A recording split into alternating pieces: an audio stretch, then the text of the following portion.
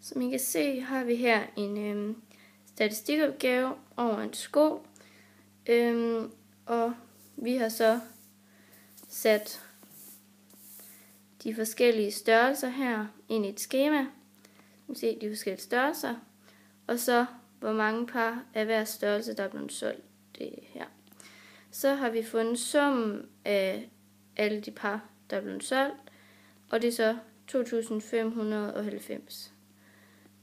Så har vi så fundet frekvensen af observationer i det her interval. Og det har vi gjort ved at sige 100 divideret med 2590. Og det giver så 0,03861. Og det har vi så bare gjort hele vejen nedad. Så for at finde den summerede frekvens, skal man så plus. Og det første tal, det kan man ikke rigtig plus med noget, så det er bare at sætte over. Så har vi så sagt 0,03861 plus 0,057915, og det giver så 0,096525. Det har vi så bare gjort nedad, plusset det her tal med det her, som så giver det her, og så videre ned.